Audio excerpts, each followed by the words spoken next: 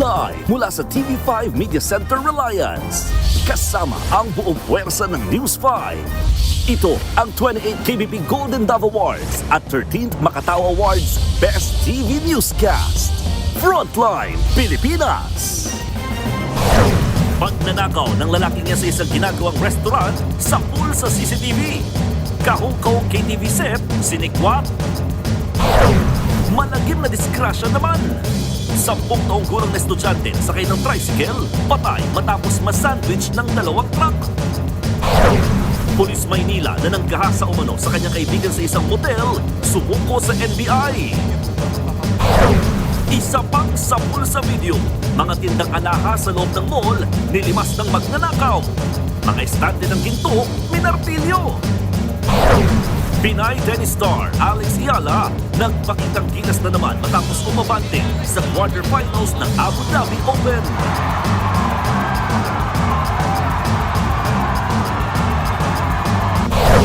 At eto na nga, Barbie Imperial nagsalita na.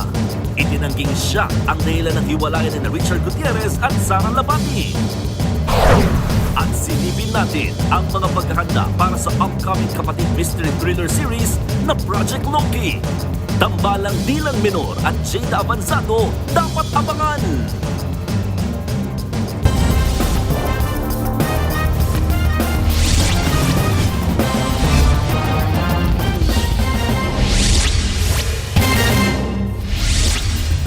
Pinuntirya ng isang magnanakaw ang karaoke set sa isang kainan sa Marikina. Ang suspect nasa pool sa CCTV kaya natukoy at naaresto. Depensa pa ng kawatan, nagawa niyang magnakaw para may pambili ng pagkain.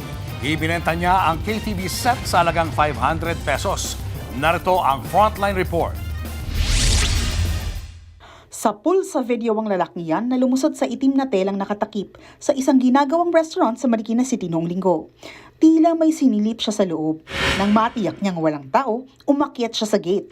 Pagpasok sa loob, nag-ikot pa siya sa paligid. Sumilid din siya sa bintana ng isa sa mga kwarto. At nang makita ang 2 kahon, kinuha niya ito saka siya lumabas. Isinakay niya sa sidecar ang mga kahon na naglalaman pala ng mga KTV set sabay sibat.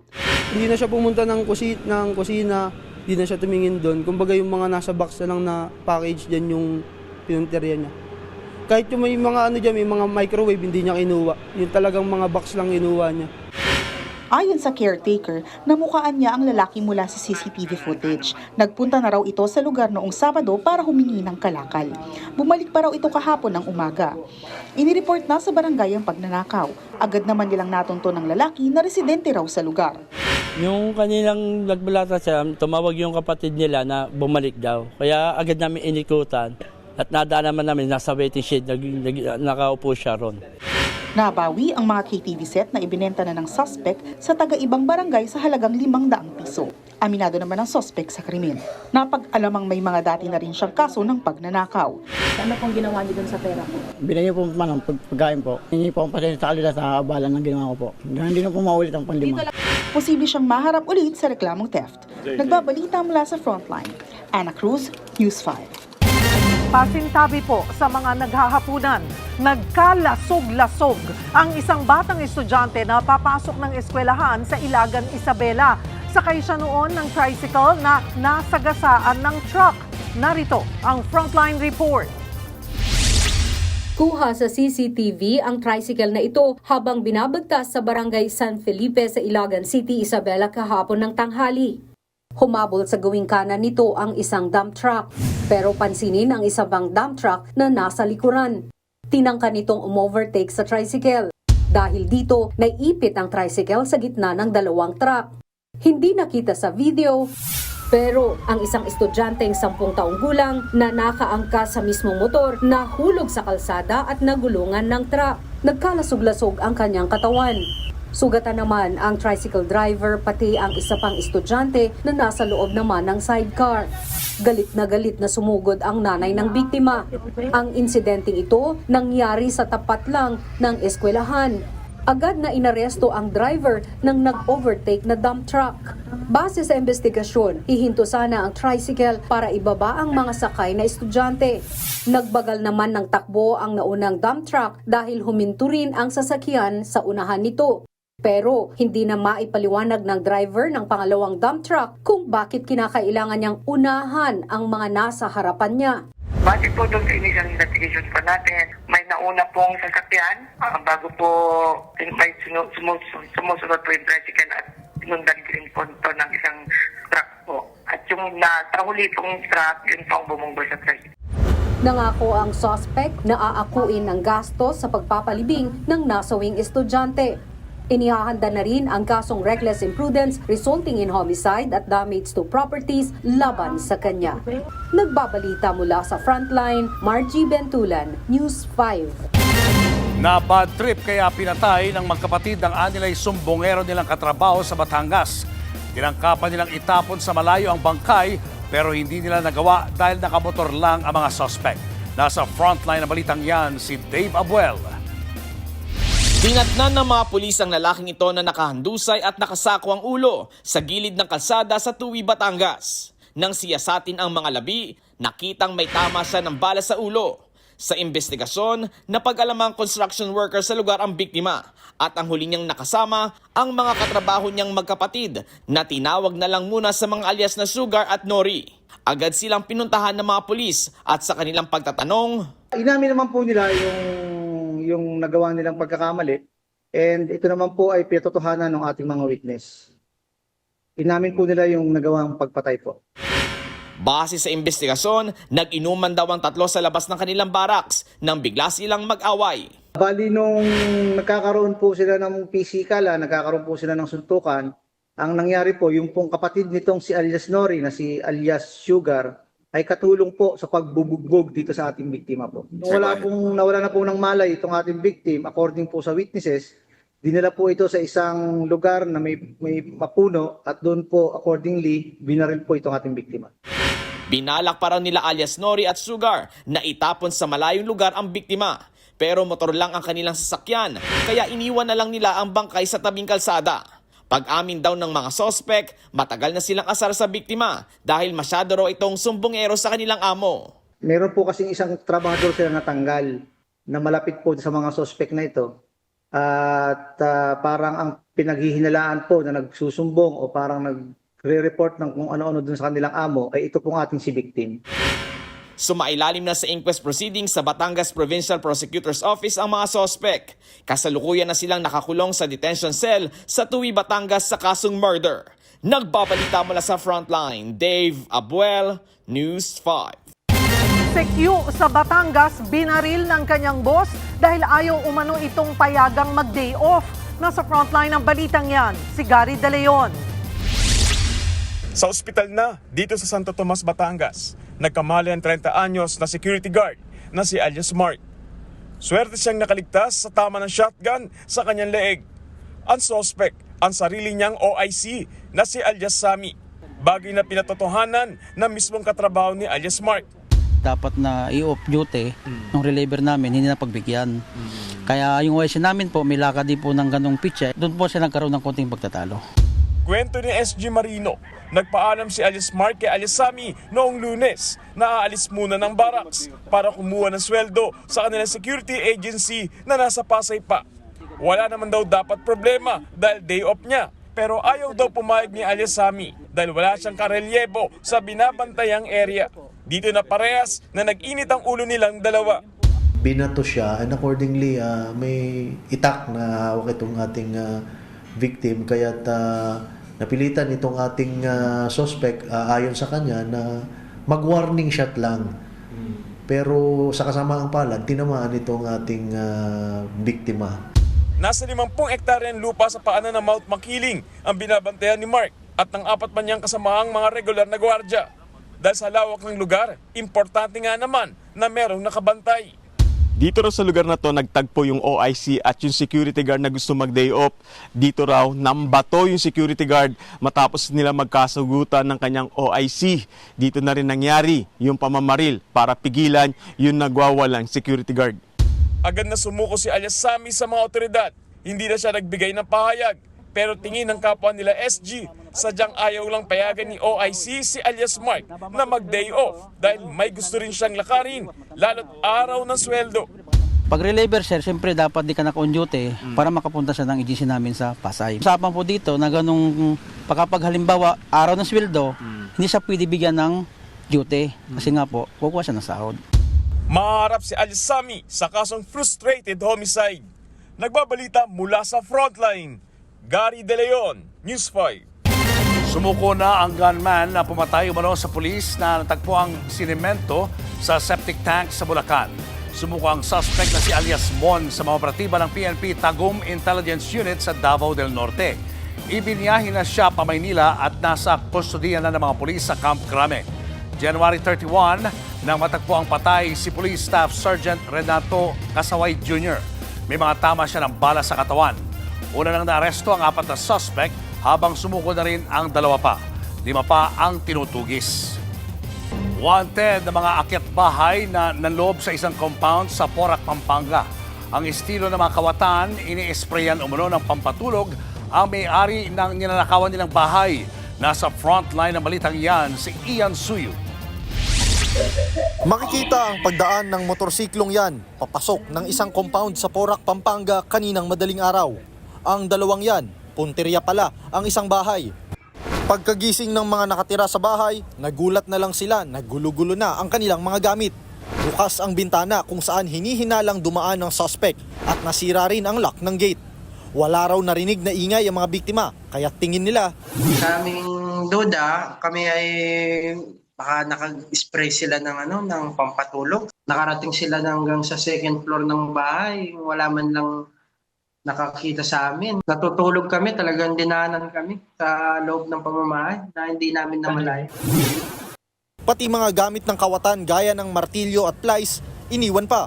Natangay ng mga kawatan ng mga cellphone na nagkakahalagang 100,000 pesos. Dagdag pa dyan ang 120,000 pesos na cash at mga susi ng motorsiklo at sasakyan nila. Sa backtracking sa mga CCTV, kitang umexit pa Angeles ang mga suspect. Tingin nila ay ilang araw minatsagan ang bahay nila. Pero kahit may CCTV, hirap silang matukoy ang pagkakakilanlan ng 2. Naka-cover yung mukha, naka-jacket. Tapos yung gamit nilang motor, wala akong plate number. Patuloy umanong nakikipagtulungan ng mga biktima sa otoridad sa pag-asang matukoy ang mga suspect at ma-recover ang kanilang mga kagamitan. Nagbabalita mula sa frontline, Ian Suyu, News 5. Mahigit 100 milyong piso ang halaga ng mga nakumpiskang sigarilyong hindi lisensyado. Nasabat yan sa sinalakay na warehouse sa Mexico, Pampanga. Nasa frontline ng balitang yan, si Brian Castillo. Pagbukas ng gate sa gusaling ito sa Mexico, Pampanga, tumambad ang mga naglalakihang kahon at makina. Sigarilyo ang laman ng mga kahon na nakita sa warehouse na ito. Yun nga lang, may problema. Sa unang tingin ay aakalain mong lehitimo yung operasyon ng paggawaan ng sigarilyong ito. Kumpleto sa mga gamit, magaganda yung mga makina. At eto, meron pang maayos na packaging. Pero ang lahat ng yan, hindi dumaan sa pagsusuri ng mga otoridad. Pagpasok pa sa pabrika, naaktuhan ang ilang trabahador na nagre-repack ng sigarilyo. At kahit sila, may reklamo. Stay in daw sila sa pabrika, pero ganito ang tinutulugan. Ang malala pa, hindi pa raw sila sumasahod. Meron po silang dinala ditong 6 na trabahador na hindi binabayaran ng sweldo. Ang offer po sa kanila ay sweldo na 15,000 a month. Dapat 15-30 ang bayad sila pero hindi po sila sinweldohan ng huling pagtrabaho dito. Kaya we consider that involuntary servitude na ginagawa nila. Di kalayuan sa barracks, meron ding malalim na hukay kung saan itinatapon ang mga sigarilyong depektibo at hindi maibebenta. Nagsimula lang ng operasyon ang pabrikang ito nitong Enero at patok daw sila dahil ibinibenta ang kanilang mga yosi ng bagsak presyo. Mas mura, kalahati lang ang presyong pagbenta nila eh. Pero ang markup ng sari-sari store mas mataas. Dumadaan lang yan, naka-wing van. Bubuksan, papakita yung produkto. O ito, mura to. Kukunin na nila. Ganun ang transaksyon nila. Yun nga lang, wala itong permit. Pero napakarami na raw nitong ibinibenta sa merkado. Ang nahuli po namin dito ngayon ay 3 makina na actively on the spot po nagmamanufacture ng sigarilyo. Bawat makina po ay kayang gumawa ng 150 million pesos worth of cigarettes a day. We estimate that they produce over 4.5 billion pesos worth of cigarettes in the span of 1 month. Na-distribute na po yan. Heto pa ang nabisto, ang pabrikang ito gumagamit ng pekeng tax stamps para palabasing nagbabayad sila ng buwis. Inaresto na ang 6 na Chinese nationals na nagpapatakbo umano sa iligal na pagawaan. Pero base sa investigasyon, may 2 politiko pa raw na sinasabing nasa likod din nitong pabrika ng Yossi. We suspect there are 2 northern Luzon politicians behind it. Basta Luzon-based yung mga congressman yan. Sila ang mastermind, sila ang financier. The entire ecosystem, hawak na lang yung entire ecosystem ng illegal tobacco. Patuloy ang investigasyon dyan, pati na sa LGU kung paanong nakalusot ang pagawaan. Ayon pa kay DILG Secretary John Vic Remulla, nakakuha na sila ng impormasyon sa 10 pang pabrika na iligal na gumagawa ng sigarilyo sa bansa. Babala ni Remulla, makakasuhan niyan lahat ng economic sabotage, pati na ng human trafficking. From manufacturing to transportation to distribution to retail, lahat po yan ay liable sa Anti-Agricultural Sabotage Act. Lahat po yan ay non-bailable. Kaya nakikiusap kami sa lahat na maliliit na tindahan, kung kayo po ay mahulihan ng illegal na sigarilyo, pati pa kayo ay makakasuhan ng non-bailable offense. Nagbabalita mula sa frontline, Brian Castillo, News 5. Ramdam na sa ilang bahagi ng Visayas at Mindanao ang ulang dala ng bagyong Basyang. At live mula sa Iligan City, aniya sa frontline sa balita, si Bril Montalvo ng News 5 Mindanao. Bril, kamusta ang sitwasyon dyan? Julius, ramdam na sa iba't ibang probinsya dito nga sa Mindanao ang epekto ni Typhoon Basyang. Nagpatupad na din ng class suspension ng ilang bayan dahil sa sama ng panahon. Sa Caraga, Davao Oriental, tila nagsasayawan ang puno sa lakas ng hangin. Sa Hingoog City, Misamis Oriental, inilikas na ng mga tauhan ng Philippine Red Cross ang mga residente. Mula pa kasi kaninang umaga, wala nang tigil ang pag-ulan. 22 bayan sa probinsya ang nagpatupad ng class suspension dahil sa epekto ng bagyong Basyang. Sa Davao City, alas 8 na kaninang umaga nang mag-abiso ang lokal na pamahalaan ng class suspension. Ang problema, nasa paaralan na ang mga estudyante, tuloy nahirapan silang lahat sa pag-uwi. Sa Malaybalay City, Bukidnon, nasa eskwelahan na rin ang mga estudyante nang magdeklara ng suspension ng klase ang LGU. Julius, nandito nga tayo ngayon sa Iligan City, Lanao del Norte kung saan itinaas na dito ang Tropical Cyclone Wind Signal number 2. At kung mapapansin natin dito, Julius, napakalakas ng ulan at ang hangin dito ngayon sa lugar simula pa kaninang umaga. May nakita din tayo kanina ng mga pasahero na stranded dahil sa lakas ng ulan. Sinuspindi na din ang lahat ng antas ng klase dito sa lugar. Yan muna ang latest. Balik sa iyo, Julius. Maraming salamat at mag-iingat kayo, Bril Montalvo. Sa ibang balita, planong paupuin bilang Senate President si Senator Loren Legarda bago matapos ang kanyang termino ayon mismo kay SP Tito Soto. Wala raw alam dyan si Legarda pero iba ang sinasabi ng isa niyang kasamahan. Nasa frontline ng balitang yan si May Andos Baños. Walang term sharing pero planong ihalal si Senadora Loren Legarda bilang Senate President bago matapos ang kanyang termino sa 2028. Sa panayam sa Ted Filon at DJ Chacha, inamin mismo ni Senate President Tito Soto na pinag-usapan na nila ng ilang mga taga-mayorya ang naturang plano. Gusto nila magkaroon ng first woman Senate President. Sige, gawin natin. So, it's not really term sharing. Kasi kung term sharing, 1.5 years tayo. Or tigwa 1 year tayo. Medyo hindi yun ang tamang term. Ang tamang term is we plan to make her Senate President towards the end of her term. Towards the end of the 20th Congress. Pero naging matipid ang sagot ni Legarda nang tanungin ko siya tungkol dito. SP Soto said no term sharing but they have plans to install you as SP before your term ends. Wala kong ideya, wala kaming pinag-uusapan pa. But the Senate presidency was indeed offered to you, ma'am. Could you confirm that po? Was it offered to you? You're excited to have a headline. I know how you feel. You're ready to be SP once it's given to you, ma'am, the position. You're ready po. Aba, ganyan din ako noon. You always put words into the mouth. Sabi naman ni Senate Majority Leader Mig Zubiri, alam daw ni Senator Legarda ang tungkol sa napag-usapang plano. No, wala naman formal term sharing, but there's already an agreement. Sabi niya kasi hindi niya alam eh. Siyempre, she has to be humble. Matapos ang eksenang ito kahapon kung saan tumayong presiding officer at umupo si Legarda sa rostrum, nag-post din ng larawan si Senador Kiko Pangilinan kung saan magkakasama sa Senate Lounge ang 9 na miyembro ng mayorya. Dito, magkatabi sina Soto at Legarda at ang caption, power sharing. Sabi naman ni Pangilinan, nagbibiruan lang sila. Nabanggit lang daw sa pulong ang power sharing pero walang napagkasundo ang pinal sa caucus. Sa ngayon, ang sigurado daw, suportado pa rin si Senate President Soto ng 15 senador o mayorya ng Senado. Wala pa rin naman daw lumalapit sa kanya para magpresenta na may sapat na silang bilang para mapababa siya sa pwesto. Posible rin daw, sabi ni Soto, na maghikayat sila ng ilang taga-minority bloc na sumama sa kanilang kampo. Ayon kay Soto, nang umugong ang kudeta, may nakipagpulong pa sa kanya na ilang miyembro ng minority bloc.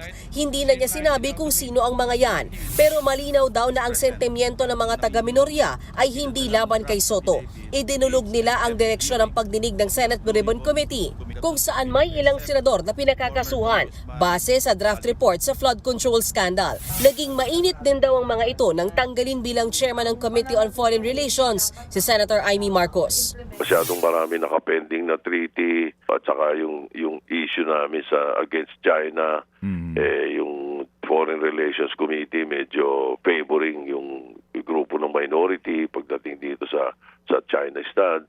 Kami gusto ko sinamin yung sanang plano to adopt yung undiplomatic criticism of these officials ng China sa atin. Muling iginiit ni Soto na ang Committee on Foreign Relations ay isang major committee na dapat mapunta sa miyembro ng mayorya, pero hinayaan lang daw nila ito noon kay Senator Marcos kahit miyembro siya ng minority bloc dahil akala nila ay may tsansang sumama ang senadora sa majority bloc. Nagbabalita mula sa Frontline, Mean Los Baños, News 5. Kung naging maugong ang kudeta sa Senado, may alingas-ngas naman ang palitan ng liderato sa Kamara. Tinanong tungkol dyan si House Majority Leader Sandro Marcos. Pero ayon sa kanya, wala naman siyang narinig na papalitan si House Speaker Bogie D. Una nang napaulat na may mga kongresistang hindi umano masaya sa leadership style ni D sa Kamara. Isa rin sa nagpalutang noon na posibleng pagbabago sa speakership ay ang nasuspinding kongresistang si Kiko Barzaga na inendorso pang kapalit si Navotas Congressman Toby Chanco. I haven't heard of any coup in Congress. Everyone is confident and happy with the leadership of Speaker Bogie. He has been steering the House through his own quiet brand of leadership.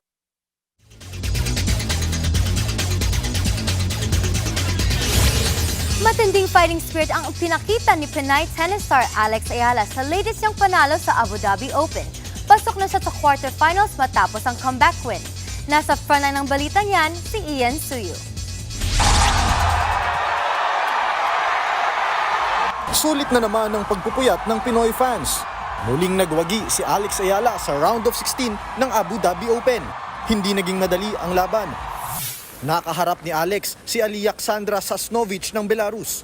Lumamang ang mas eksperyensado na si Alexandra sa unang set, 6-2. Naging neck and neck naman ang ikalawang set. Pero sa pagkakataong ito, ang pambato natin ng nanaig, 6-4. Nabuhaya ng crowd na karamihan ay mga Pinoy. Muli namang nagpakitang gilas si Alexandra sa pagsisimula ng deciding set. Tinambakan niya kagad si Alex, 4-0.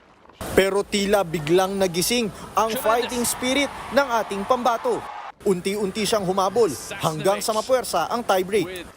Nanatili ang composure ni Alex hanggang sa dulo at natapos ang laban sa isang error ng Belarusian. How did Alexandra Ayala win that? Mas lalo pang dumagundong ang court sa sigawan ng Pinoy fans. Panay kaway naman si Alex at yumakap sa number 1 fans niya, ang kanyang mga magulang. Siyempre, nakiselfie rin si Alex sa mga Pinoy na dumayo para panoorin ang kanyang laban. Muling sasabak si Alex sa singles mamaya kontra kay world number 11, Ekaterina Alexandrova. Hi everyone, thank you so much for the support today. We live to see another day, another round, so please come and support me tomorrow in both singles and doubles. Nagbabalita mula sa Frontline, Ian Sulu, News 5. Showbiz, eto na nga! Mga kapatid, eto na nga ang mga rumaratsyadang showbiz balita ngayong Huwebes. Kinoronahan bilang Miss World Philippines 2026 ang pambato ng Quezon City na si Asia Rose Simpson. Present to pass the crowns in a 2025 Miss World Asia, Krishna Marie Gravides at ang reigning Miss World title holder na si Opal Suchata ng Thailand. First runner-up si Ann de Mesa ng Maynila, habang second runner-up si Gabriel Fuentes Galapia ng Pampanga. Hopeful si Asia Rose na maiuwi ang second crown ng Pilipinas sa 73rd Miss World Festival later this year. Huli ang napanalunan ni Megan Young noong 2013. Ito pa nga, nag-uumapaw ang pasasalamat ni Ashtin Olviga sa solid support ng fans sa hit online seryeng Ang Mutya ng Section E. Kaya naman si Ash at ang ilang cast ng Amanse, game na nakisaya sa Thanksgiving party. Nasa frontline na balitang yan, si News 5 Entertainment Correspondent Bon Vilinario. I used you, and the whole Section E knows. The face, the reaction, the acting. Yan ang trending na eksena sa isang episode ng Ang Mutya ng Section E Book 2, The Dark Side. Ang fans ng series idinaan sa social media ang paghanga sa buong cast, lalo na kina Andres at Ashtin. Alam namin na marami nag-aabang dun sa scene na yon, kaya sobrang nervous kami, pero yung nervousness na ramdaman namin, parang ginawa na lang namin siyang inspirasyon para mas maramdaman namin yung eksena na ginagawa po namin. And thankfully, nagustuhan din ng mga manonood. Dahil sa always trending scenes, nagpa-Thanksgiving party and meet and greet ang AMSE cast sa pangunguna ni Ashtin. Nakisaya siya sa iba't ibang party games at nagbigay pa ng song number.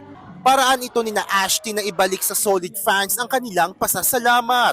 Nagre-remind ako sa mga taong sumusuporta sa akin, wow, maraming sumusuporta at nagmamahal sa amin. And tinutulungan talaga nila kaming, alam mo yun, ma-achieve yung pangarap na, hindi lang sa akin, pangarap naming lahat. Wala si Andres sa event dahil abala sa Bagets the Musical. Todo support naman sa kanya si Ashtin. Sobrang nagbunga lahat ng effort, pawis, dugo na binigay niya doon during nung nagtitrain sila. Kaya sobrang nakaka-proud kasi alam mo yun, parang nakita ko siyang nag-bloom. Dahil lawis in the air this Feb Ibig, paano nga ba niya isi-celebrate ang Valentine's Day? Kapag single po kasi parang normal lang. Anong gift mo kay Andres? Kailan ngayon? Sa Valentine's? Dasal. Bukod sa tagumpay ng Manila's Finest at ang mutya ng Section E, abangan para ang ibang ganap ni Ashtin na tiyak magpapa-excite sa mga fan. Kabilang dyan ang latest cover niya sa isang magazine. Na-shock talaga ako kasi first time ko po yun magkaroon ng photoshoot na parang ganon kabongga. Nagbabalita mula sa Frontline, Von Vilinario, News 5. Susunod, pulis na umano'y gumahasa sa lasing niyang kaibigan. Sumuko na. Babae, pinagtataga ng manay adik na kapitbahay. Ano kaya ang motibo sa karumal-dumal na krimen na yan? Babaeng laging puyat dahil sa trabaho, tinamaan ng malubhang sakit sa puso. At pop song na halos 40 years old na, nag-viral pa nga. Ano nga ba ang nangyari at sumikat ito muli? Abangan ang lahat ng yan sa pagbabalik ng Frontline Pilipinas.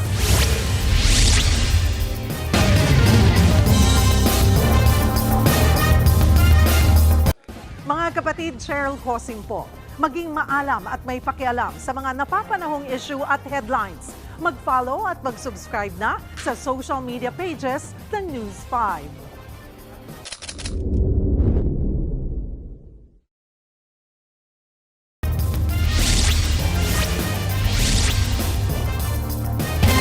Sumuko na ang pulis na nag-viral matapos makita sa video na binibitbit sa motel ang kanyang kaibigang babae sa Maynila. Pero ang akusasyong hinalay niya ang babae, mariin niyang itinanggi. Nasa frontline na balitang yan si Gio Robles. Halos hindi makatingin sa media si Patrolman Joshua Similia Mendoza kanina. Siya ang pulis Maynila na itinuturong humalay sa mismong kaibigan na nawalan umano ng malay bago niya dalhin sa isang motel sa Maynila noong December 4. Sir, sa tingin niyo po ba mapapawalang sala kayo dito sa reklamo sa inyo po ng pangganggahasa, sir? Nasa pool sa CCTV, nakarga ni Mendoza ang 27 anyos na biktima sa kanyang balikat nang pumasok sa motel. Nakita rin kung paano niya ipinasok sa loob ng isang kwarto ang babae hanggang sa makalabas na sila ng motel. Kapansin-pansin ang paggewang-gewang na lakad ng biktima. Paglabas ng kanyang arrest warrant mula sa Manila Regional Trial Court, kusa umanong sumuko sa NBI si Mendoza. Yesterday, we received a surrender feeler from our subject, Mr. Mendoza. And acting with dispatch, I called immediately the AD Invest and the director for NCR to deploy a team. Hence, after 30 minutes, nakuha na po natin itong si Mr. Mendoza. Nakadestino ang pulis na suspect sa Investigation and Operation Unit ng Manila Police Station 4. Una nang kinondena ng National Police Commission o NAPOLCOM ang pagkakasangkot ng isa na namang pulis sa kaso. Sa kabila ng voluntaryong pagsuko sa NBI ni Patrolman Joshua Similia Mendoza, hindi raw ibig sabihin nito na umaamin siya sa aligasyon ng biktima na kanya umanong ginahasa. Depensa ng abogado ni Mendoza, ang kanyang pagsuko ay pagpapakita ng tiwala sa NBI at kagustuhang harapin ang mga aligasyon sa tamang proseso. That's the reason nung nalaman niya na may warrant, he coordinated to us and of course, nag-voluntary surrender na siya. The reason na nandito siya... So he's denying it? The allegation? Definitely. Sa ngayon, hindi pa rin daw siya maituturing na sibak sa serbisyo hanggat nakabinbin ang administrative complaint laban sa kanya sa NAPOLCOM. Nagbabalita mula sa frontline, Gio Robles, News 5.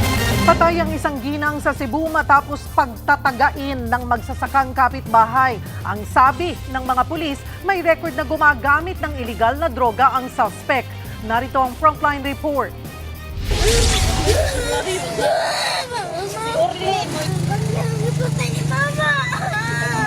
Nag-iiyak na lang anak ng 39 anyos na si Mirna Yuson matapos siyang matagpo ang duguan at tadtad ng saksak sa Aloginsan, Cebu Martes ng umaga. Agad siyang dinala sa ospital pero idineklarang dead on arrival.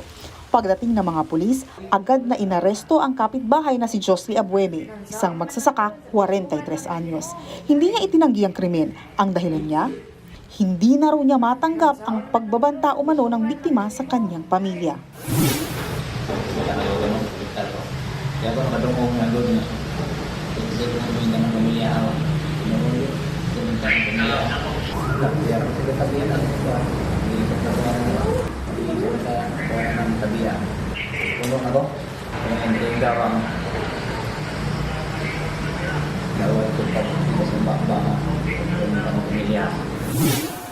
Pero sa investigasyon ng mga pulis, wala naman daw personal na away ang dalawa. Ang sabi raw sa kanila ng suspect, ikinagalit niya ang sagot ng biktima sa kanyang tanong. Nangutana siya, iyang gipangutana ang ato ang biktima kung asa ay iyang mama. Then wala may kalibutan ang biktima kung asa ang iyang mama, siya kabalo.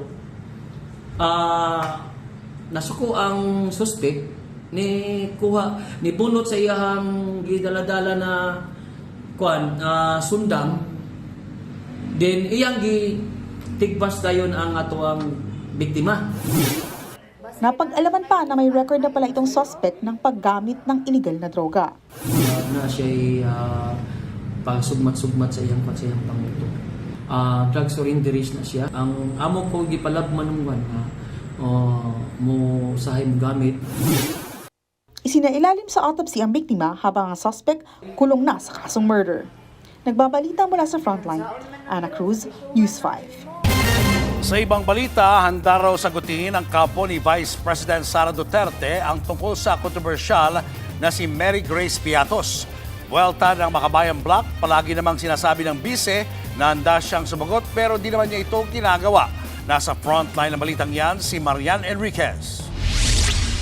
Betrayal of public trust. Kasama yan sa grounds ng bawat isa sa dalawang impeachment complaints na inihain laban kay Vice President Sara Duterte sa Kamara. Maituturing daw na pagtataksil sa bayan ang paglustay ng bise sa 612.5 million pesos na confidential funds ng Office of the Vice President at ng Department of Education. Diyan lumutang ang mga kontrobersyal na mga pangalan sa resibo ng confi funds ni VP Sara. Merong serye ng iba't ibang dodong gaya ni na Dodong Alcala, Dodong Bina, Dodong Bunal at iba pa. At kung ano-ano pa, Xiaomi 8, Patiting, J. Camote, Miggy Mango at ang pinakasikat sa kanilang lahat, si Mary Grace Piatos. Giit ng kampo ni VP Sara, handa silang ipaliwanag ang mga pangalang yan sa tamang forum, oras na umusad na ang impeachment laban sa kanya. Sagot naman dyan ng Makabayan Block. Naku, narinig na natin yan. We're ready to explain. Pero hindi, tatakbo na naman sa Supreme Court. Don't wait for the impeachment proceedings. Ipaliwanag mo na ngayon. Dahil sa pahayag ng kampo ni VP Sara, umugong ang usap-usapan na posibleng iharap na nila ang totoong Mary Grace Piatos. Paglilinaw naman ng legal counsel ng bise na si Attorney Michael Powa, wala raw siyang sinabi o kinumpirma na ilalabas nila ang isang Mary Grace Piatos. Kumpiyansa ang mga naghain ng reklamo na sufficient in form and substance ang impeachment complaint laban sa bise. Kakuha ng sapat na bilang ng suporta ang impeachment laban kay Vice President Sara Duterte. In other words, makikita natin na yung mayorya ay susuporta sa impeachment complaint. Samantala, nakakuha naman ng kumpirmasyon ang News 5 na may ikatlong grupo na maghahain ng impeachment laban kay VP Sara sa Lunes, February 9. Hanggang ngayon naman, hindi pa raw natatanggap ng opisina ni House Speaker Bogie D ang dalawang impeachment complaint na nauna nang inihain. Nagbabalita mula sa Frontline, Marian Enriquez, News 5.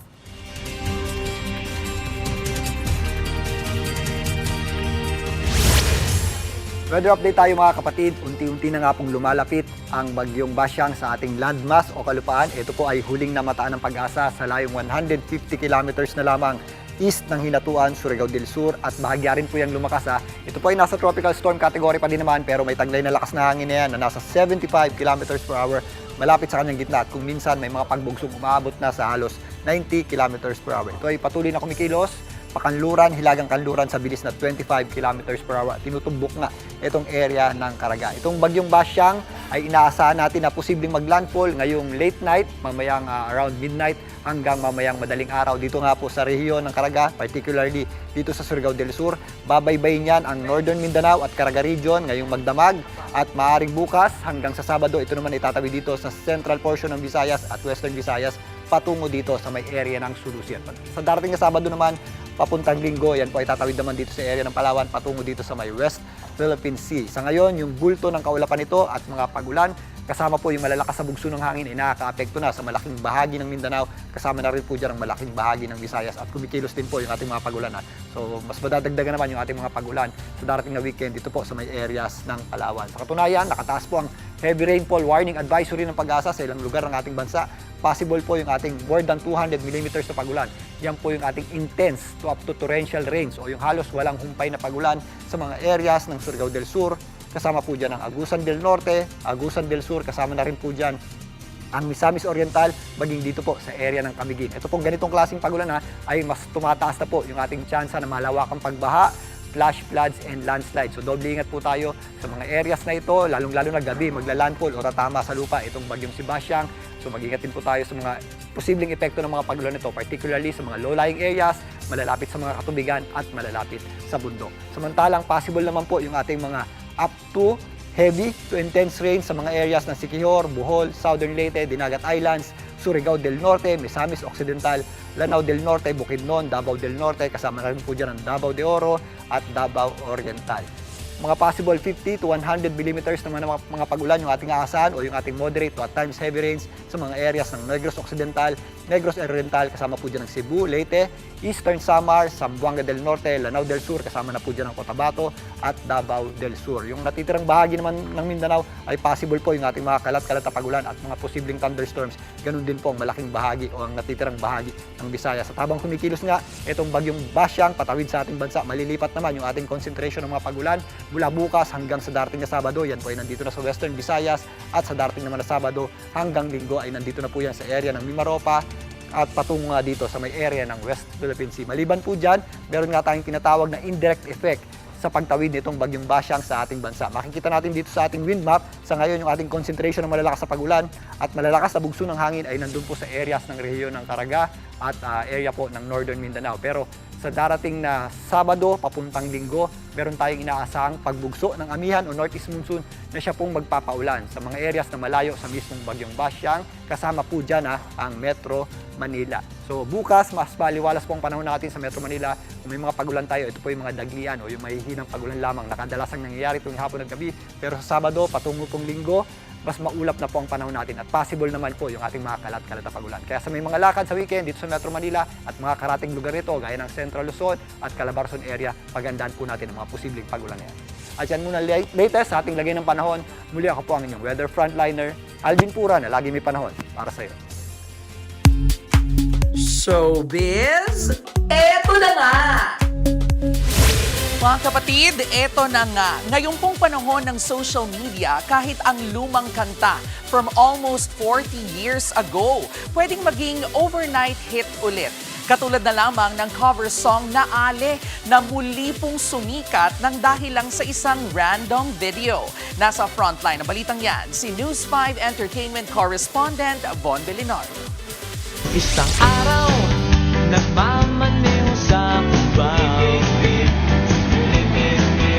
Nakapag-ale dance na ba ang lahat? Kung hindi pa, humabol ka na.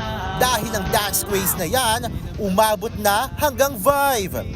Siyempre, laban dyan ang ating kapatid Vive Jacks kasama ang The Bloomfields with the OG Prince of Ballad, Richard Reynoso.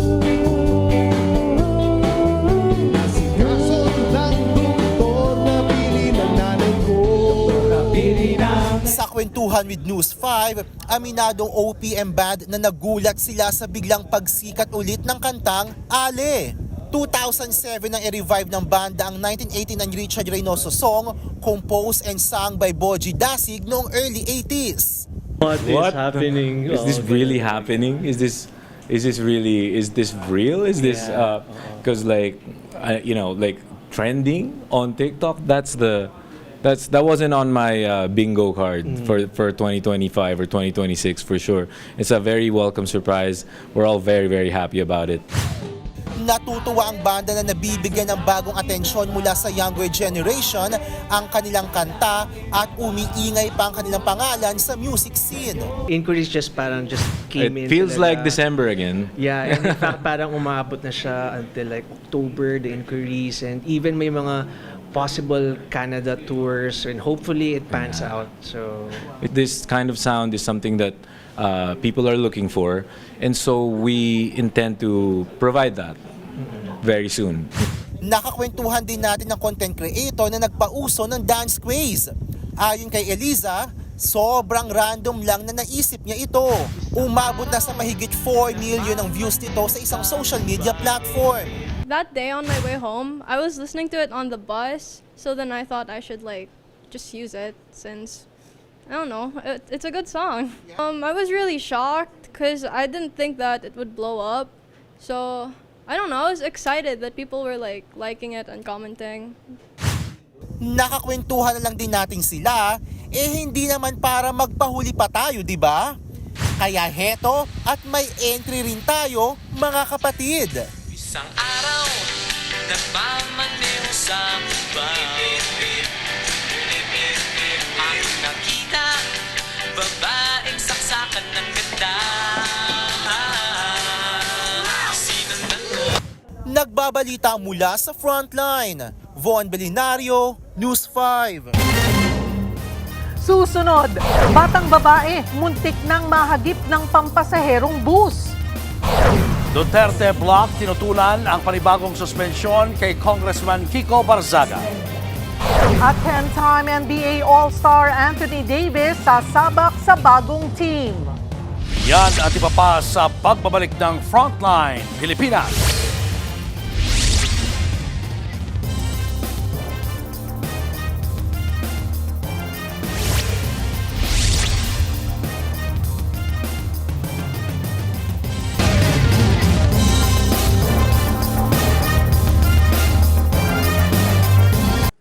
Mga kapatid, Julius Babaw po. Para sa komprehensibo at makabuluhang balitaan at talakayan, mag-follow at mag-subscribe na sa social media pages ng News 5.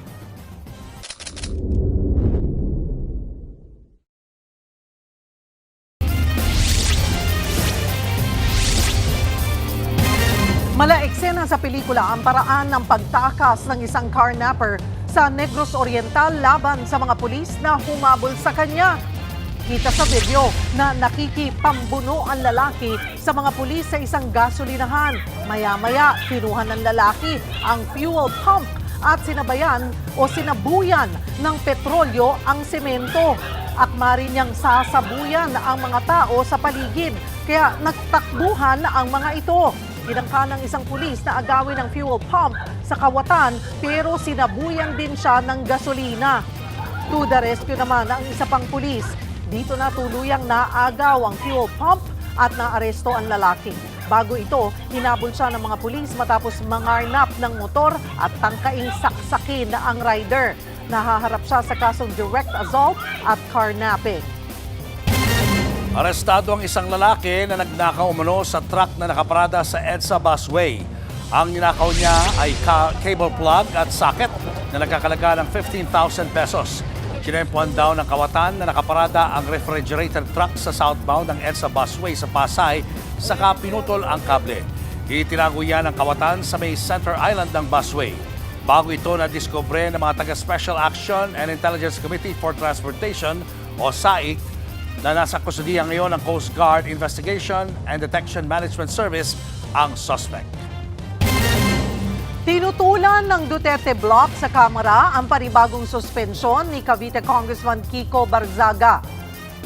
Si Congresswoman Janet Garin naman naaawa raw pero may banat din siya sa bagitong kongresista. Nasa frontline ng balitang yan si Mobile Journal Arles de los Santos. Nakangiti at nakipagkamay pa sa mga kapwa mambabatas si Cavite 4th District Representative Kiko Barzaga bago isuspend ulit ng Kamara. Sa botong 238, maraming mambabatas ang pumabor sa 6-day suspension kay Barzaga. Ayon sa House Ethics Committee, imbis na magtino si Kiko, kabaliktaran pa ang nangyari at patuloy na dinudungisan ng kongresista ang imahe ng Kamara. Kabilang dyan ang pandededma ni Barzaga sa pagpapatawag ng House Ethics Committee at ang patutsyada kay yumaong Antipolo Congressman na si Romeo Acop kaugnay sa flood control corruption scandal. I wouldn't have done it if I would have regretted it either way. Sanay na tayo dyan. We'll just keep doing what's best for the people. Si House Deputy Speaker Janet Garina nakabilang sa mga pumabor sa suspensyon. Imbis na galit, awa raw ang nararamdaman kay Barzaga. Hindi hiya ang nararamdaman ko. Ang nararamdaman ko ay awa. Bilang isang doktor, bilang isang nanay, naiintindihan ko that there might be personal circumstances surrounding. It's time for Kiko Barzaga to reflect and deeply look into personal matters while he is on suspension. Sagot dyan ni Barzaga. It's very dramatic. Actually, mas mabuti kung maawa siya dun sa mga naapektuhan ng bring back siya. Facing suspension or expulsion, these are very small compared to the problems that the average Filipino. Dahil muling suspendido, iba raw muna ang pagtutuunan ng pansin ni Barzaga.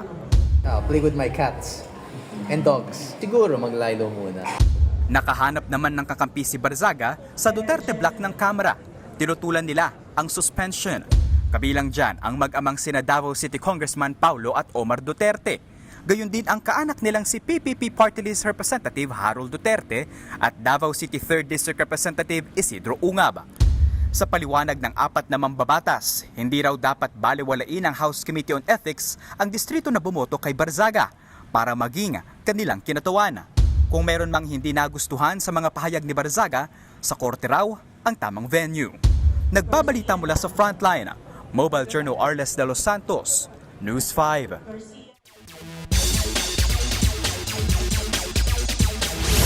Nilipat na sa Washington Wizards si 10-time NBA All-Star Anthony Davis. Ipapadala si Davis na kanyang current team na Dallas Mavericks papunta sa Wizards. Kasama niya ang 3 pang teammates.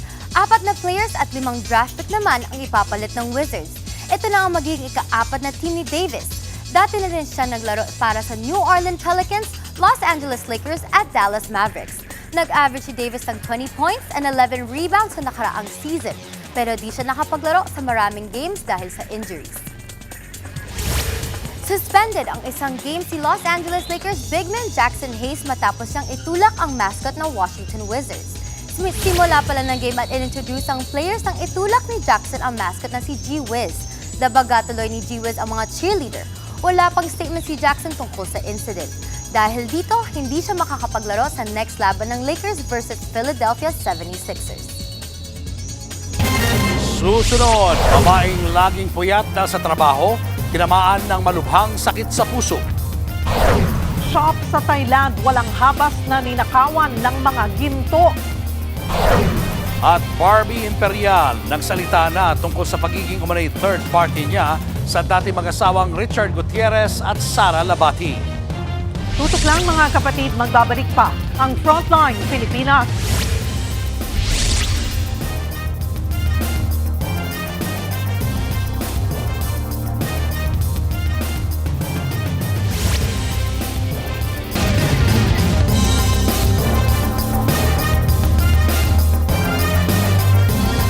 Mga kapatid, Jervy Wrightson po. Eto na nga. Para sa latest showbiz news at iba pang K-alaman, mag-follow at mag-subscribe na sa social media pages ng News 5.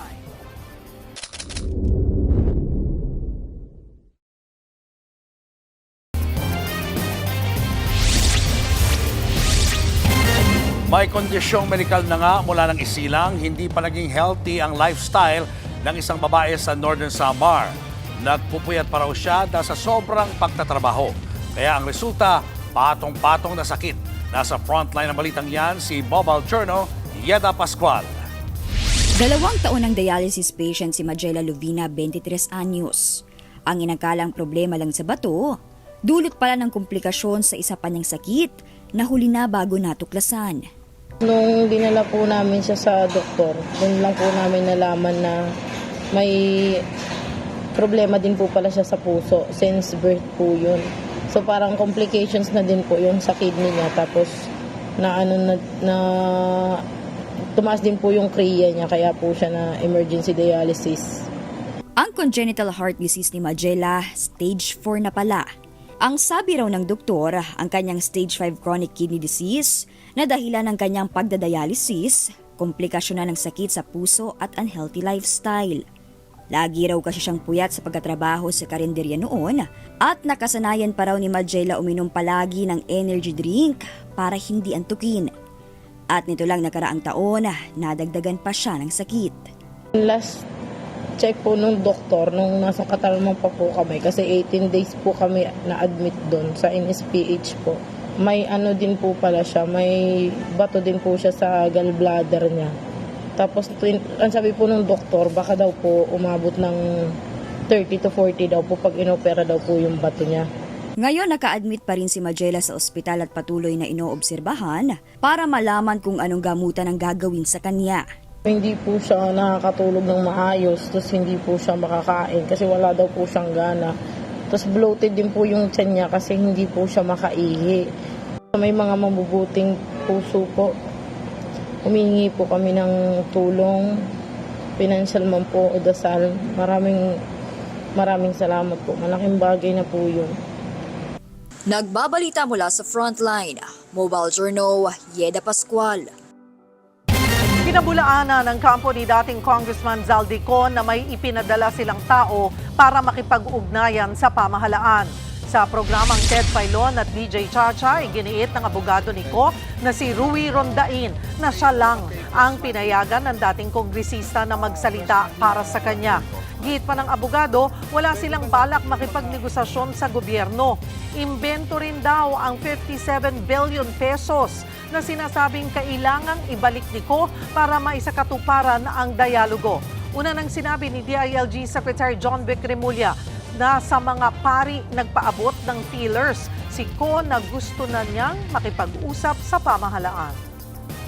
Hindi naman gagalaw yun ang hindi ko nang hindi ko ina-approve makikipag-negotiate, makikipag-dialogue. I have serious doubts. Hindi naman kami humihingi ng negotiation. So hindi ko alam kung saan galing na mag-impose sila ng kondisyon. Sila humihingi siguro ng negotiation.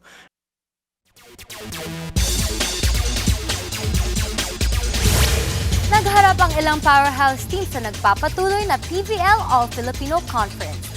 Una naglaban ang Chocomuto Flying Titans at Signo Super Spikers. Panalo ang Signo in 4 sets.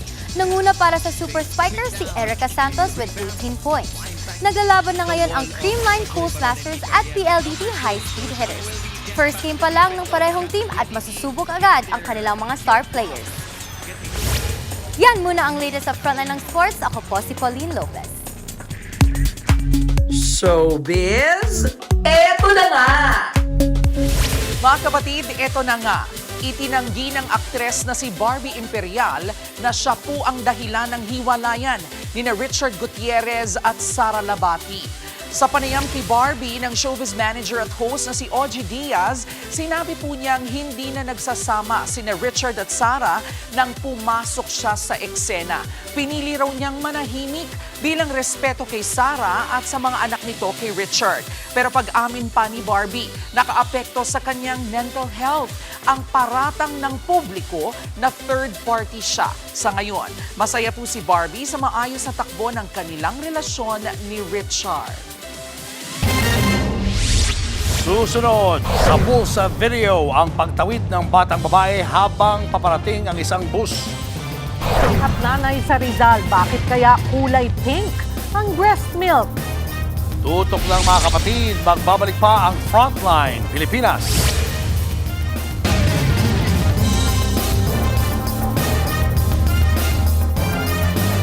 Mga kapatid, Cheryl Cosing po. Maging maalam at may pakialam sa mga napapanahong issue at headlines. Mag-follow at mag-subscribe na sa social media pages ng News 5.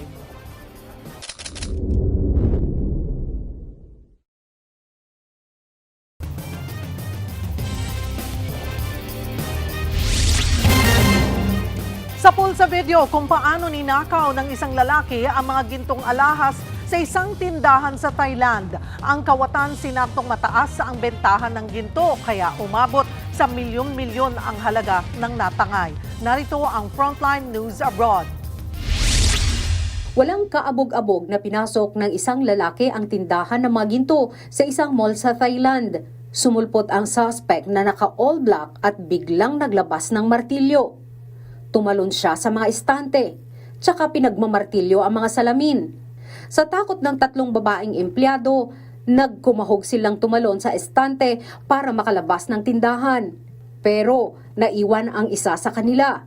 Kita sa video na nagmakaawa siya sa kawatan pero di siya pinansin. Busy kasi ang suspect sa pagnanakaw kaya nakatakas din ang empleyado. Sa isa pang kuha ng video, rinig na tumutunog ang theft alarm ng mall kaya nagmadali ang magnanakaw. Nasa halos 3 kilong 21 karat na ginto ang tinangay sa tindahan. Katumbas yan ng higit 7 million pesos.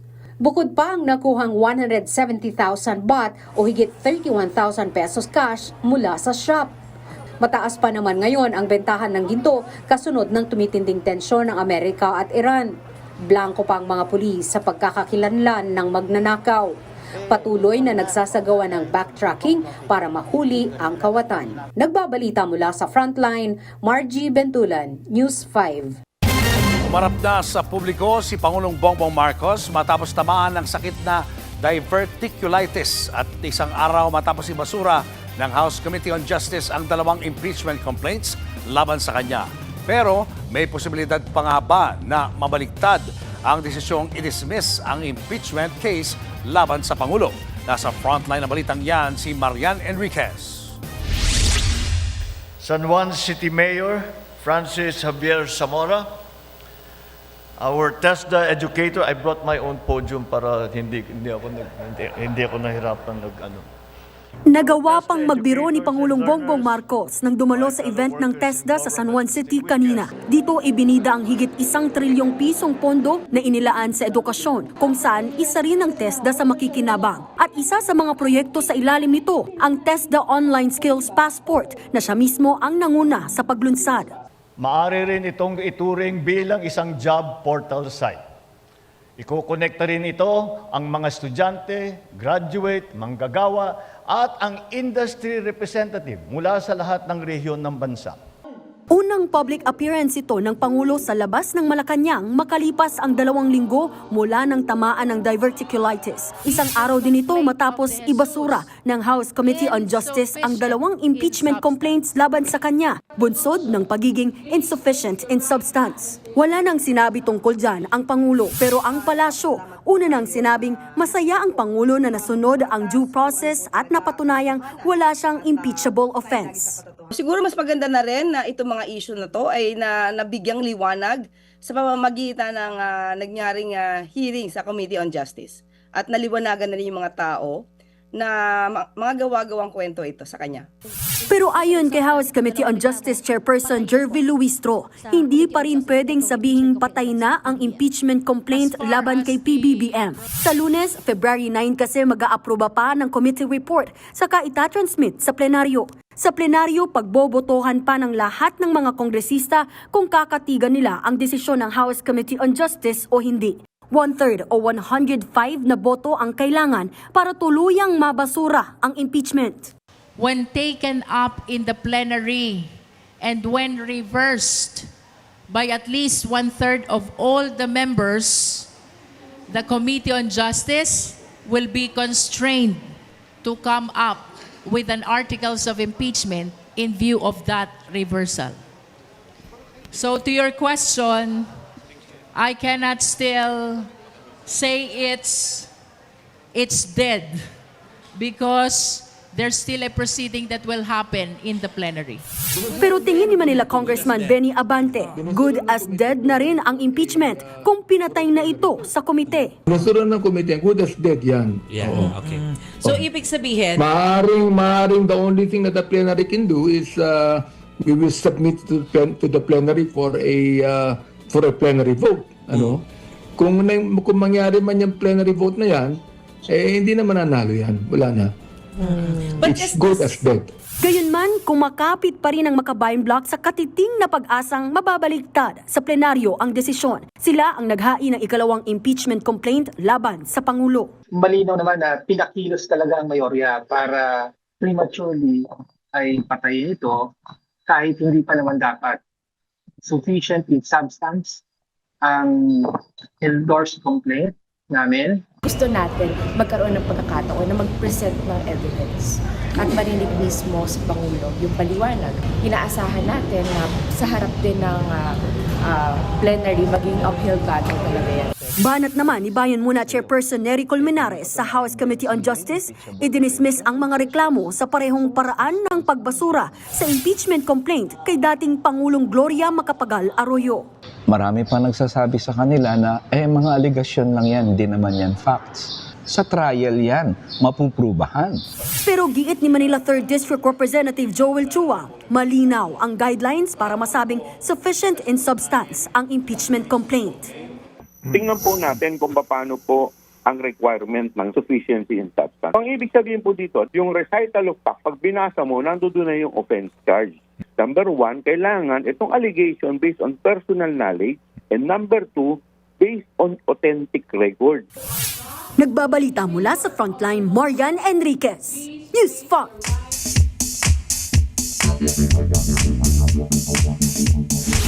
Mga kapatid, sa Senado ng Pilipinas, may isang makapangyarihang posisyon na hindi permanente pero pwede pong umulit. Pag-usapan natin ang Senate Presidency. Hindi lang tagahawak ng martilyo dahil madalas game changer yan sa politika. Quick refresher po muna tayo. Ang Senate President ang namumuno sa Senado. May kontrol siya sa agenda ng mga batas at siya ang sentro ng political alliances. Hindi hinalal ng publiko ang Senate President, kundi sa pamamagitan ng boto ng kanyang mga kapwa-senador. Punta naman tayo sa history. Bago po naging Pangulo, si Manuel L. Quezon ang hari ng Senado. Hanggang ngayon, siya po ang record holder bilang pinakamatagal na naging Senate President. 19 years lang naman. Pero hindi lahat tumatagal. Ang top 1 at top 2 bilang pinakamaikling panunungkulan ng isang Senate President ay hawak po ng iisang tao lang, si Camilo Osias. Una siyang naging leader ng Senado noong April 17 hanggang April 30 noong taong 1952. Abay 13 days lang po yan. Makalipas ang eksaktong isang taon, April 17, 1953, ay naging Senate President ulit siya for 33 days. Yan na nga po ang isa sa mga exciting part na pwedeng maka-second time bilang pinuno ng Senado. Si Juan Ponce Enrile naman, 4 na beses naging Senate President at sa magkakaibang administrasyon. Si Franklin Drilon, 2 beses tumayong leader ng Senado. At kapag usapang Senate Rules at Procedure, textbook si Drilon. Isa rin sa mga Senate President na 2 beses humawak sa pwesto ay si Neptali Gonzales. Gayon din ang kasalukuyang Senate President na si Tito Soto. Patunay yan na mula noon hanggang ngayon ay numbers game na ang Senado. Hindi popularity ang sukatan dito, kundi tiwala ng kapwa-senador. Sa Senado, mawala man ang martilyo at pwedeng mabawi. Ang pagiging Senate President ay hindi tungkol sa haba ng termino, kundi sa bilang, alyansa at timing. Pero ang trabahong ginagampanan niya, mabigat at mahalaga. Nagaya po ng K. Alaman ay K. Yamanan. K. Okay. Susunod, Nanay sa Rizal, pink ang breast milk. Ano nangyari yan? At harana pop heartthrob Dylan Minor naging emosyonal na sa upcoming series niyang Project Low-Key. Yan na at iba pa sa pagbabalik ng Frontline Pilipinas.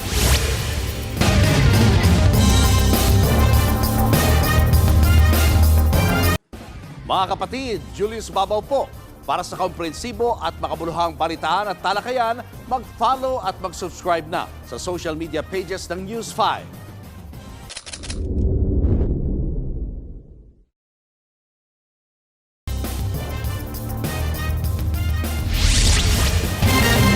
Usap-usapan sa social media ang binahaging karanasan ng isang ginang na nahaluan ng dugo ang breast milk. Ang tanong, makakasama ba ito sa isang sanggol? Nasa frontline na balitang yan si Mobile Journal Ray Vicente. Puti ang karaniwang kulay ng gatas na nilalabas ng mga breastfeeding moms. Pero ang nanay na nakilala ko, kulay pink ang breast milk. 5 taon na ang breastfeeding mom si Nanay Apple ng Rizal.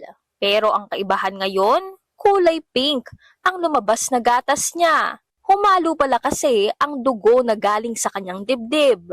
Nakagat niya yung,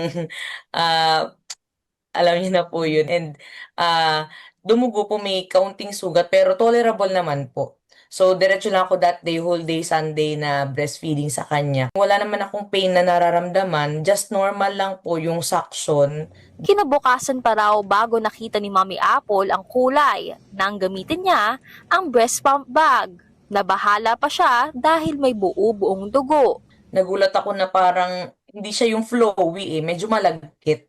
Tinapon ko kasi alam ko na hindi pwede ipaano kay baby So nung tinapon ko siya dun sa sink, nagulat ako na may mga buo-buo pa siya.